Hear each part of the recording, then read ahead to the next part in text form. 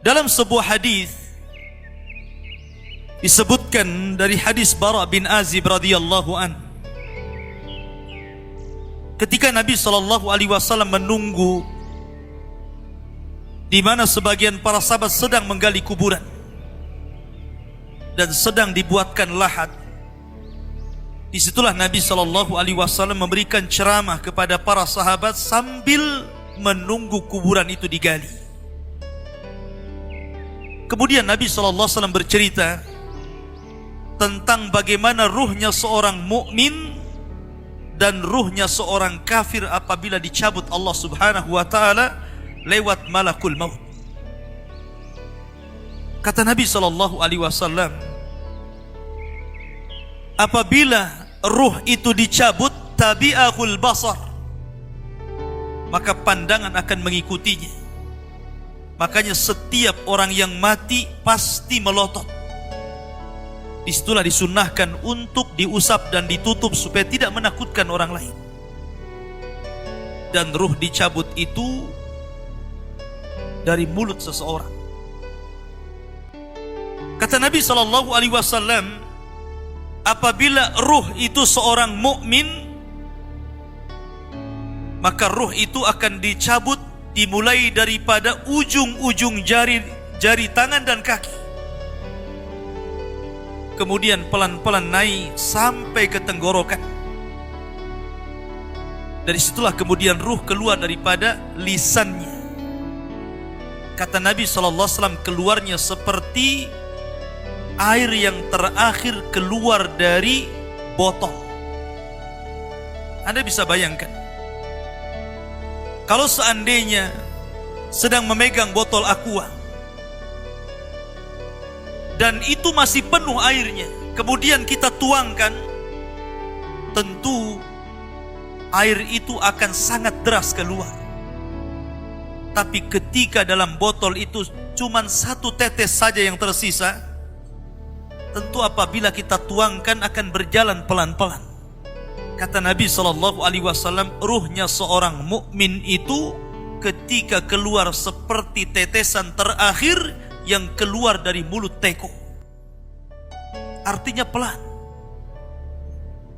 Disitulah Allah Subhanahu wa taala mengutus 3 malaikat. Pertama malakul maut, dan yang kedua malakul rahmah. 2 malaikat rahmat yang membawa kain kafan dari sorga dan hanut, wewangian dari sorga. Disitulah 2 malaikat ini membisikkan di telinga orang yang sedang sakaratul maut dari ruh-ruhnya orang-orang yang beriman, dan mengatakan, irji'i ila rabbiki radiyatan marji, ila rabbiki radiyatan mardiyah, keluarlah dan kembalilah kepada keridhaan Allah Subhanahu wa taala. Maka ketika itu ruh tercabut oleh malakul maut, kemudian diletakkan di kain kafan dari sorga, kemudian baunya sampai membubung ke langit. Para malaikat yang di langit bertanya, itu ruhnya siapa? Maka sebagian mereka mengatakan ruhnya fulan ibn fulan. Maka pintu langit pertama dibuka, kedua, ketiga, keempat, kelima, keenam, sampai ketujuh. Di sini Allah Subhanahu wa taala berfirman, letakkan catatan amalnya di tempat yang paling tinggi fil illiyin, dan kembalikan ruh ke dalam jasadnya. Akhirnya kemudian para malaikat ini pun mengembalikan ruhnya ke dalam jasadnya. Ketika ruh itu sudah menyatu lagi dengan jasadnya, kemudian dia tersadar. Kata Nabi SAW, dia sempat mendengar suara terompah orang-orang yang mengantarnya. Ketika suara terompah orang-orang yang mengantarnya semakin jauh, semakin jauh, semakin jauh, kemudian keluar dari areal kuburan, disitulah 2 malaikat yang disebutkan dalam riwayat Munkar dan Nakir bertanya tentang 3 perkara. Pertama bertanya tentang man rabbuka, siapa Tuhan. Yang kedua, wa ma nabiyuka, siapa nabimu. Dan yang ketiga, wa ma dinuka, apa agama. Maka Allah Subhanahu wa taala gambarkan orang-orang yang beriman Yuthabbitullahu alladhina amanu bil qawli tsabit. Orang-orang yang beriman itu Allah mantapkan jawabannya. Apabila ditanya siapa Rabbmu, maka dia akan bertanya Allah. Apabila ditanya siapa nabimu, maka dia akan menjawab Muhammad sallallahu alaihi wasallam. Apabila ditanya apa agamamu, maka dia akan menjawab Islamlah agamaku.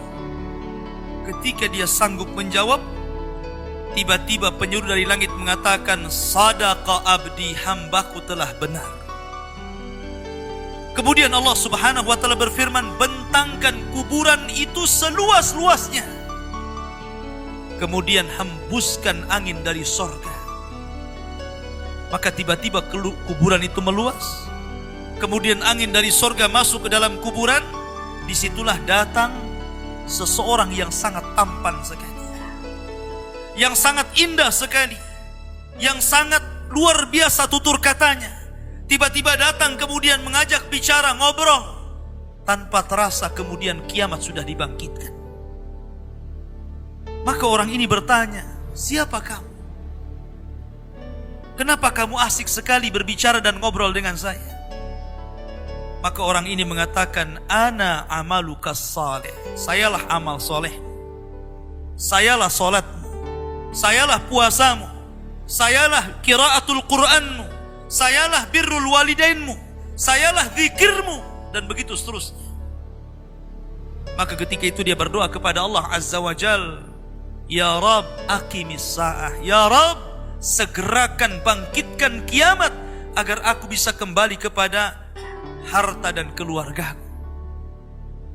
Ini gambaran ruhnya seorang mukmin. Tapi gambaran ruhnya orang kafir berbeda tentunya dengan ruhnya orang mukmin.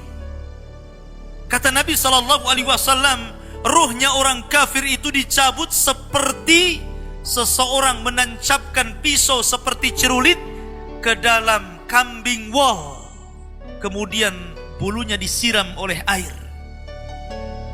Ketika pisau yang berbentuk bengkok itu dimasukkan ke dalam bulu wol yang sangat tebal, kemudian bulu itu disiram air, kemudian dipaksa dicabut, maka tentu akan merontokkan seluruh bulu-bulunya. Begitulah gambaran Nabi SAW. Ruhnya orang kafir apalagi dicabut seperti itu, akan merasakan sakit yang luar biasa. Disitulah kemudian diutus 3 malaikat, 1 malaikat maut dan 2 malaikat azab.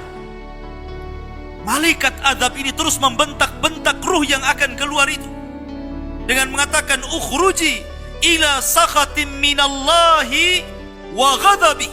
Keluar engkau kepada kemarahan Allah subhanahu wa ta'ala dan kemurkaannya. Dari situlah ruh tidak mau keluar, tapi tetap saja oleh malaikat maut dipaksa keluar, sehingga dia merasakan sakarat, merasakan rasa sakit yang luar biasa. Maka setelah ruh itu dipaksa keluar, langsung kemudian malaikat azab memasakkan kain kafan dari neraka dengan bau busuk yang luar biasa, sehingga satu pun malaikat yang di langit tidak berani mendekatinya. Akhirnya ketika ruh sudah masuk ke dalam kain kafan berbau busuk itu, malaikat hanya bisa saling melempar satu dengan yang lainnya. Tidak ada yang berani mendekat. Disitulah Allah subhanahu wa ta'ala takdirkan dia tidak bisa naik ke langit. Jangan lagi langit kedua, ketiga, keempat, keenam, sampai ketujuh. Langit pertama pun tidak dibukakan pintunya. Dan itulah isyarat Al-Quran, la tufattahu lahum abwabus sama wa la yadkhuluna al-jannah hatta yalijal jamalu fi sammil khiyat. Bahwa pintu langit tidak dibukakan kepada mereka. Kalaupun dibukakan kepada mereka, mustahil. Dan mereka tidak akan masuk ke dalam sorga sampai ada cerita unta masuk ke liang jarum, kata Allah. Lihat bagaimana tersiksanya ruhnya orang kafir ini, ruhnya orang munafik.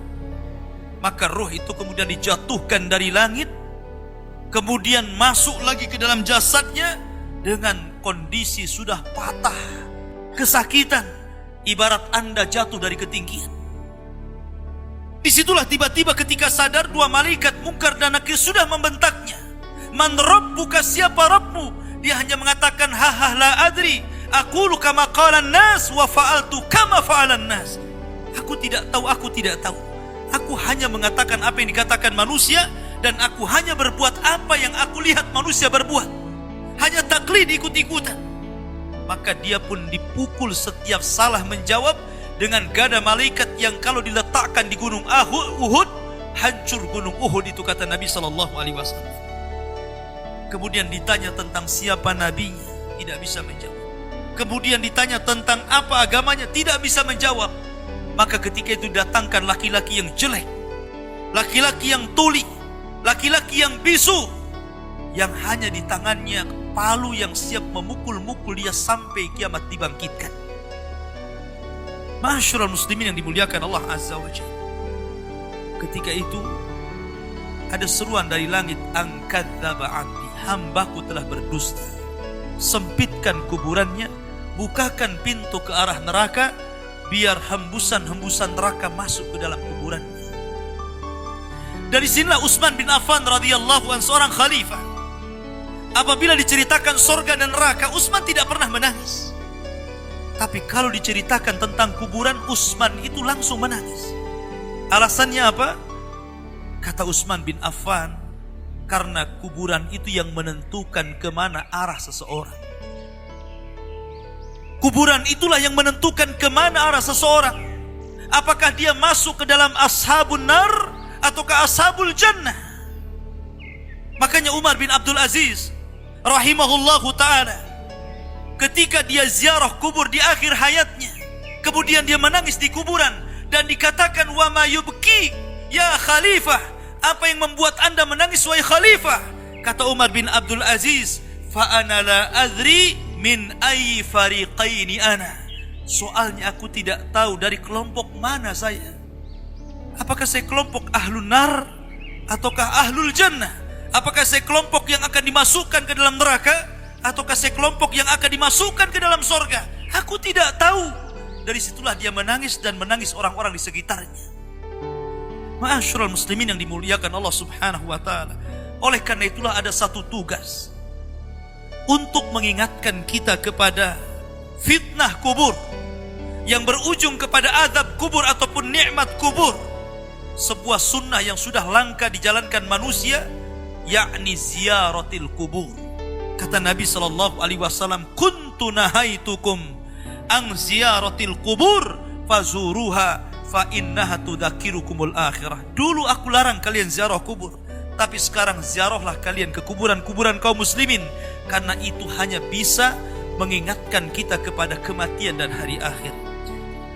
Oleh karena itulah maka ada amalan-amalan disebutkan para ulama. Salah satunya berdoa dalam sholat. Ketika tasyahud akhir, sebelum salam, kita disuruh untuk berdoa dan berlindung dari 4 perkara. Salah satunya dari fitnah kubur. Karena fitnah kubur inilah yang menentukan apakah anda masuk azab kubur ataukah masuk nikmat kubur. Fitnah itu artinya pertanyaan 2 malaikat. Dan pertanyaan itu jawabannya bukan karena hafalan. Anda di dunia ditanya siapa Tuhan Anda, pasti Anda mengatakan Allah. Siapa Nabi Anda, pasti akan mengatakan Muhammad Nabi saya. Apa agama Anda, pasti menjawab Islam.